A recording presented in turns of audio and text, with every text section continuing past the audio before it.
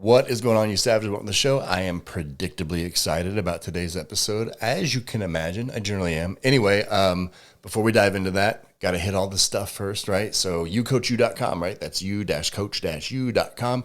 New program just launched last week, I think. Depends on when you're hearing this, right? There's a new program there, though. So please check that out. If there's something that's not there, right? I've said this before. There's something that's not there that you want to see, let me know. Just reach out through the email on there or shoot, I don't care. Send me a message on social, whatever the heck it is. And I will build it. I will build the program for you and you can implement, right? So please check that out. And the link is in the description, but again, it is you-coach-u.com. That's all that self-driven coaching stuff. So you don't need to hire me. You don't need to hire anybody. You can just do it on your own, right? What else? TravisCrutch.com. That's the other website. So please check that out if you're interested in coaching, one-on-one coaching, group coaching, keynotes, workshops, all that stuff is available there. Recently, a big site redesign over there as well. So check that out. And yeah, I guess that's it, man. If you want to subscribe on Substack, you can do that too. Anyway, I'm going to now shut up so I can thereby talk some more. Welcome to Not Sorry with Travis Crutcher, the show where Travis will say some things that might trigger you, offend you, make you laugh, or even motivate you. So, if you're not easily offended, stick around and enjoy. On the other hand, if you are easily offended, listen anyway. Then go tell everyone how triggered you were. Either way, you can be certain of one thing. Travis is not sorry.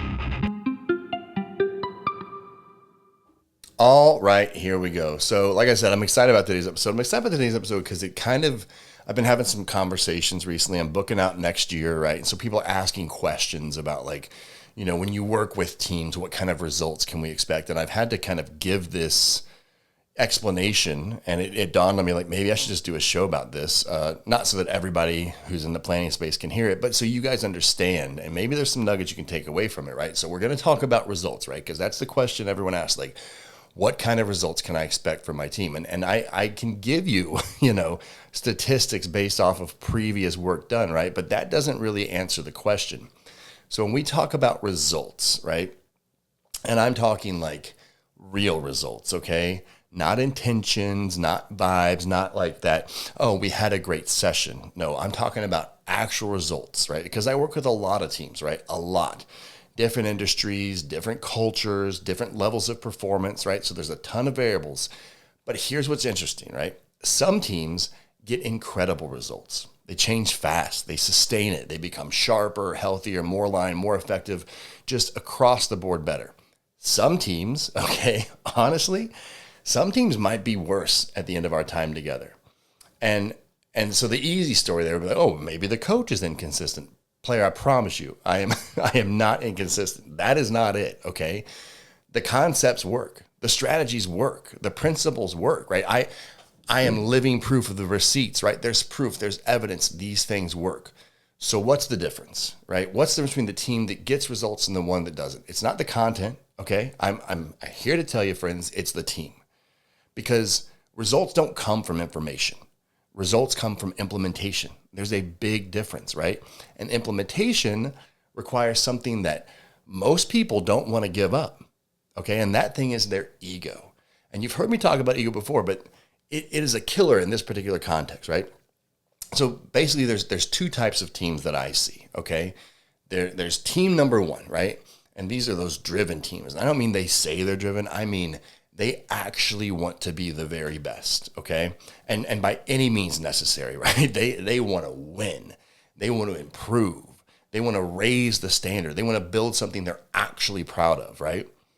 And here's the part people miss, right? The part that people miss is the best teams are usually the most humble, okay? It's just a fact. It's just a fact. And I'm not saying soft. I'm not saying passive. They're humble, okay? And so because of that, they're open. They're curious, and above all, right, they're coachable. So they don't walk into a room trying to prove that they're already great, okay? When they walk into the room, they're there to try to get better.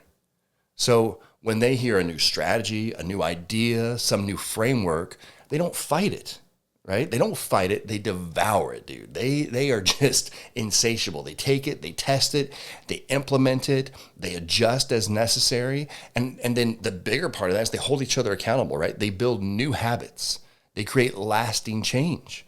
They get the results they're looking for. They don't need to match everything to match their ego, right? They need it to match reality. And because of that, they get results. Now, team 2, oh, my friends, team 2 is your ego-driven team. And you can smell them coming, man. These teams are full of people who believe they are the smartest person in the room. Every room they go into, I'm so smart. I'm so smart. That their way is the right way. Their perspective is the truth. Their opinion somehow trumps or is the standard. And the best part is every problem in the organization is someone else's fault, right? They point fingers, they blame other departments, they blame leadership, they blame the customer, they blame the new hires, they blame the old hires, they blame the process, the culture, the blah, blah, blah, blah, blah, blah. They blame everything. They blame everything except for the one thing they can control, themselves. Oh, we're not doing that. And here's what they do. Here's what they do when you bring them a strategy that you know works, right? One that you've seen proven time and time again.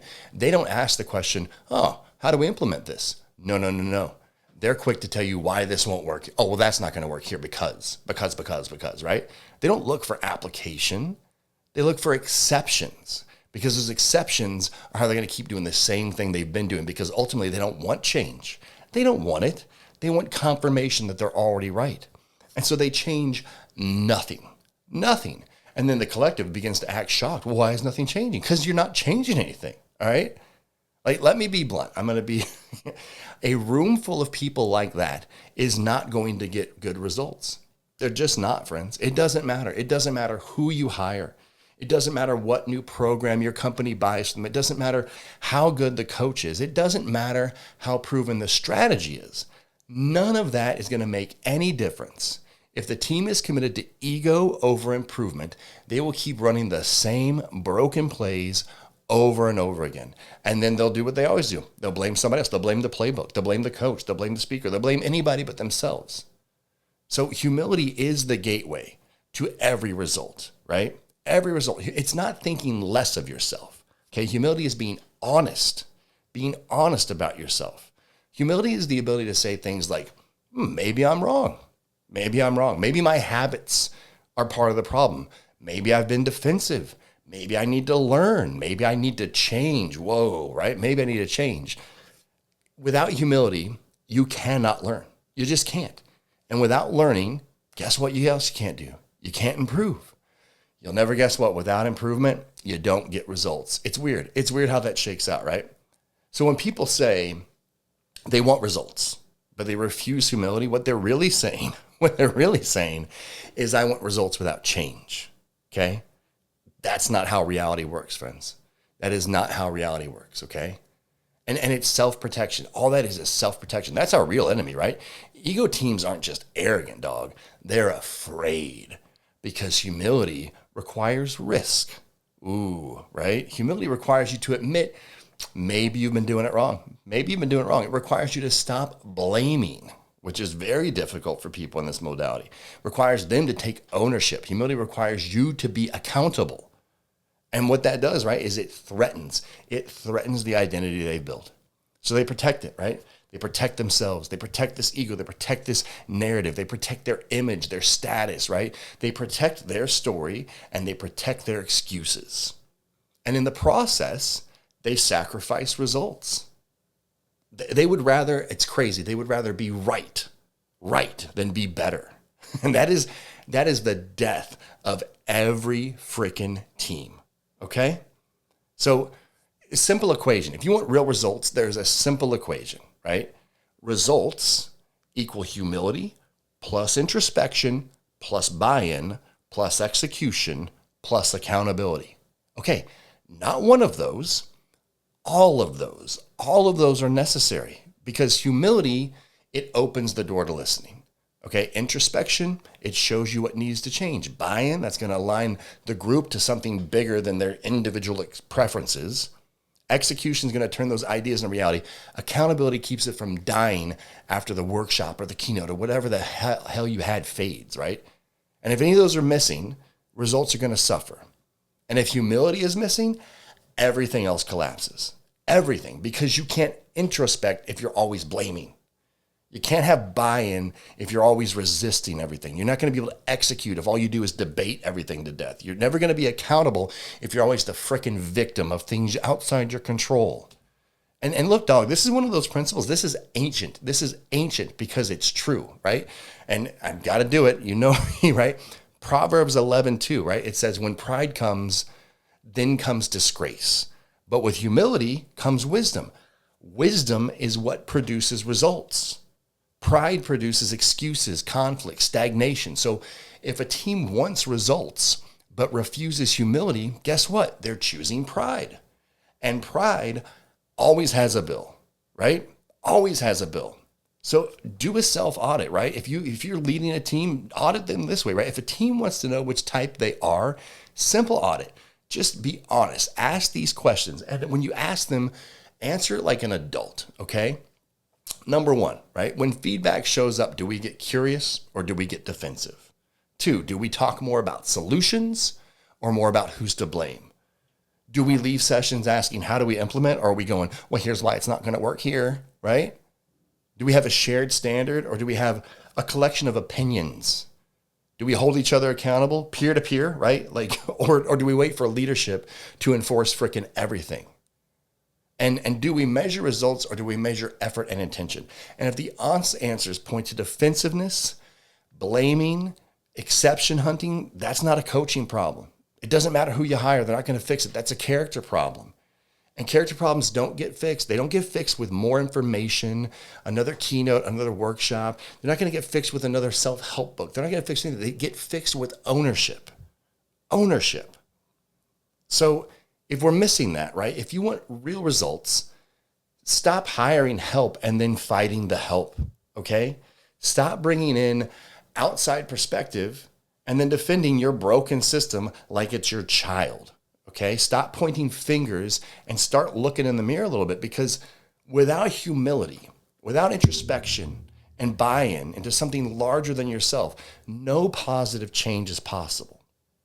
So you can have the best coach in the world, dog. You can have the best strategy in the world. You can have the best resources in the world, the best everything in the world, and you will still get the same results if you refuse to change. Results do not care. They do not care about your ego, not even one little bit. So choose humility, choose ownership, choose execution. That's the way you get actual results. Cool? Anyway, hope you dug it. Hope you took something away from it. And I will absolutely talk to you next time. Later.